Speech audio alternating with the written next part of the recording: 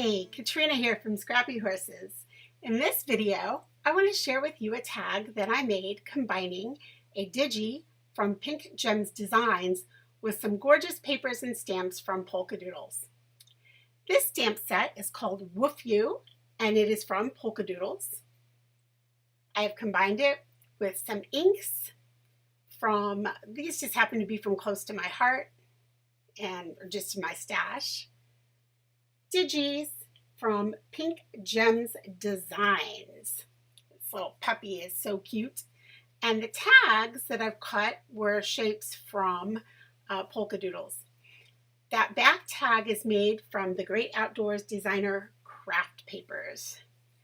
I cut one more little balloon from that little puppy, and let's get started. I started with the balloon and came in with the stamp set Woof You. Now there's a little stamp in there that actually says Woof You, which I thought was adorable. So I'm just going to take that out of the stamp set here. You'll notice on the back that I have stamped pieces already. Those actually are stamped pieces of Post-it note that I keep back there in case I want to mask stamps. So then I don't have to keep cutting those over and over. All right, so back to this project. I'm placing the woof part of the Woof You on, and I'm using a stamping platform here. I've only inked up the woof part, and I'm just using a baby wipe to wipe away any excess ink. And then I'll just close the cover down on this, and it'll come up right on the heart where I want it. You know, I want the U underneath it. So I just replace my stamp, let the lid pick it up. I ink up just the Y-O-U. I wipe up any excess ink, and I come up with the U.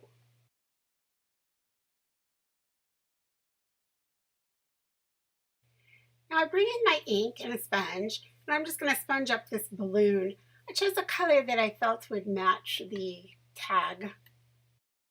That adorable tag in the green and turquoise colors with the buttons along the top of it.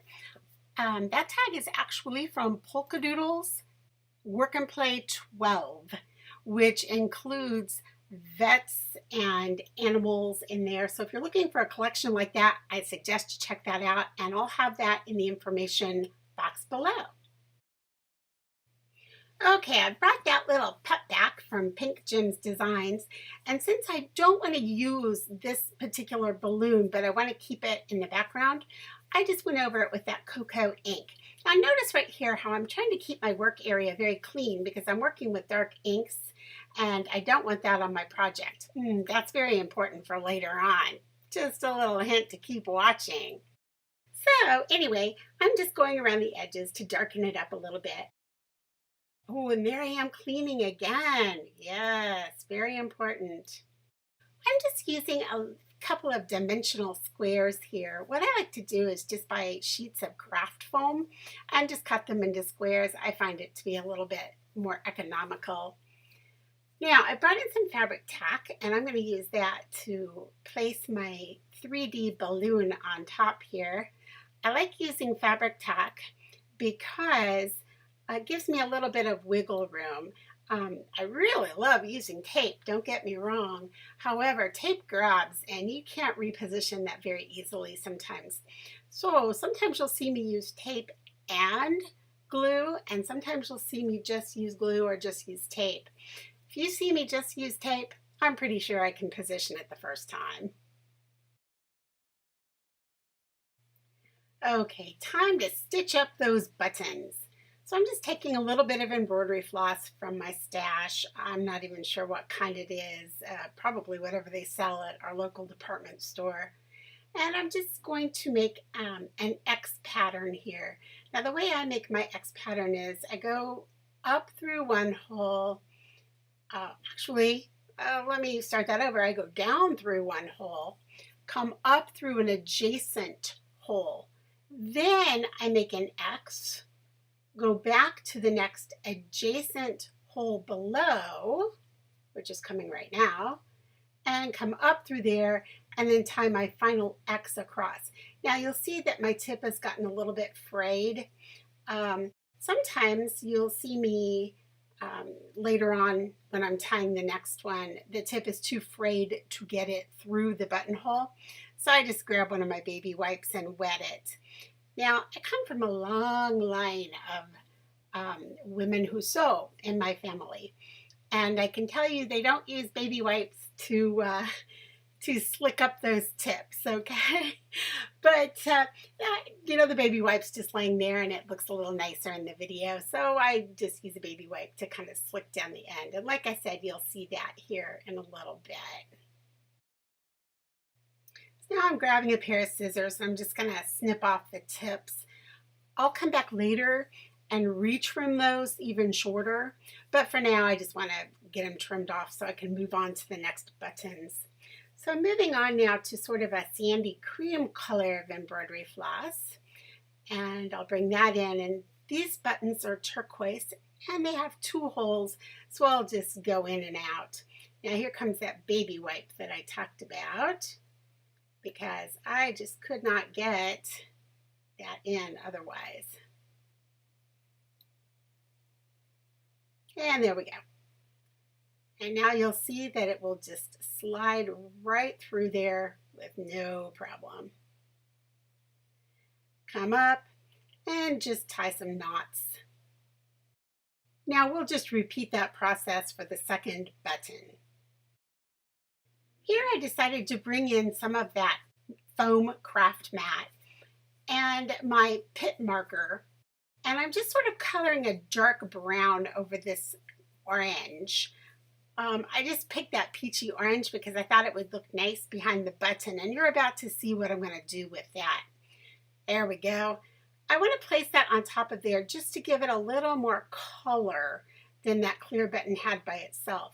So I'm just going to cut this little piece of craft foam into a circle, and my freeform cutting is not very good, but it didn't need to be very good for this particular project. So there I am, just deciding how much more I need to cut away. And I just cut it away to the best little circle that I could get. Now I could have made this little circle in Design Space and just cut it on my Cricut, but it was just quicker to do it freehand.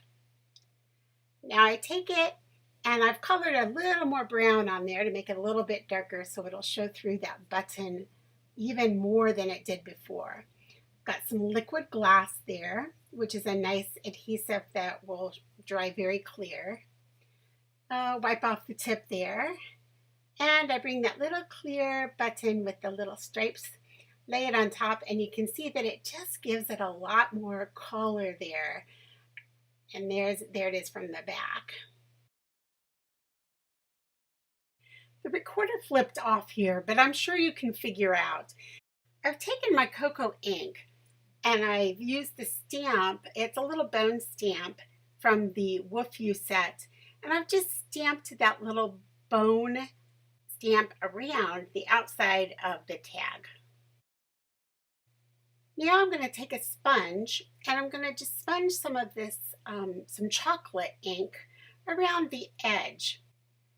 Yeah, this is where you want to keep your eye on the video, because this is where things start to turn south pretty quick.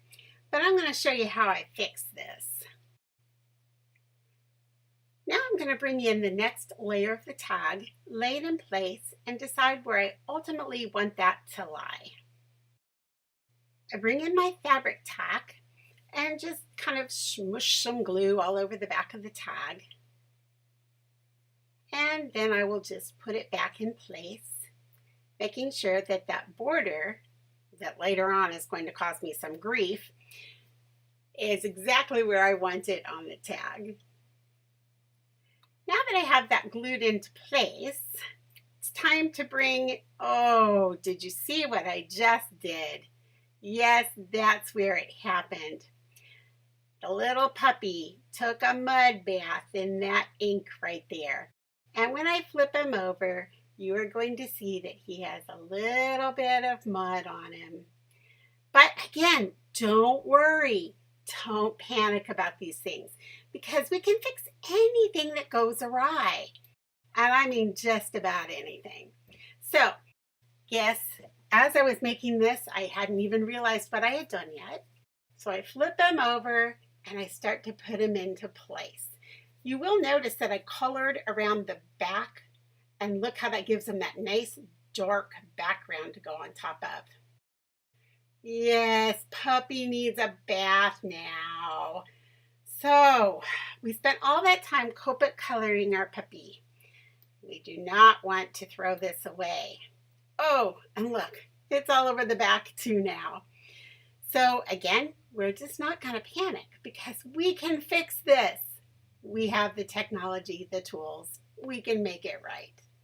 So once we get little puppy all glued into place and he's ready to roll, I continue on. I get my liquid gel out or my liquid glass and we glue our buttons into place.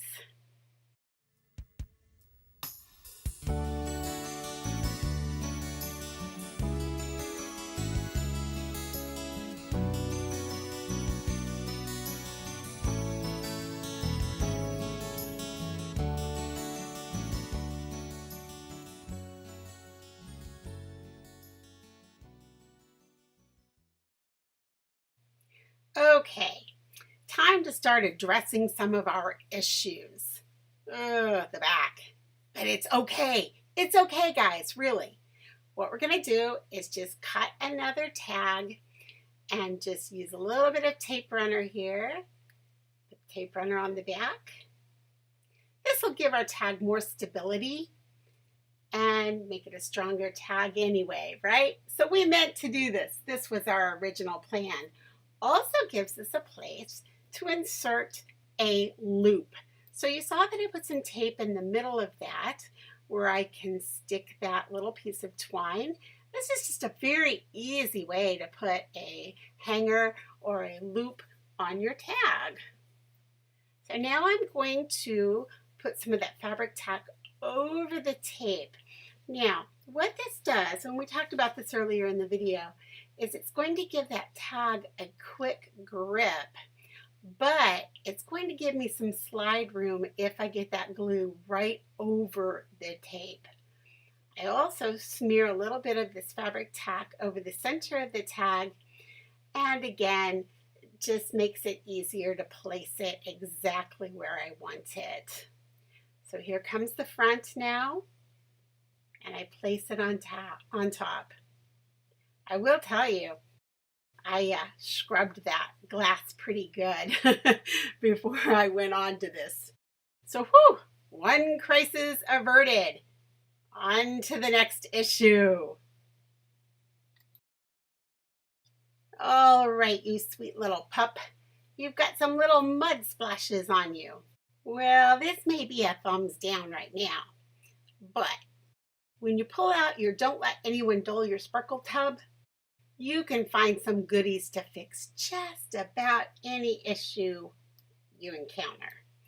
So I keep this tub. It used to be filled with baby formula, actually, and I just fill it with all kinds of little odds and ends and leftovers and remnants, just things that I can use to embellish cards or different pieces. And they're especially good for cleaning up little disasters like I had here on this card. So I came in with that twine and I'm strategically placing it with a glue dot. I brought in a little gold puffy stamp sticker and just a little gold sequin. And that took care of the entire problem and made it look really cute. So you're about to see a close-up here and you'll be able to see exactly how I placed that in.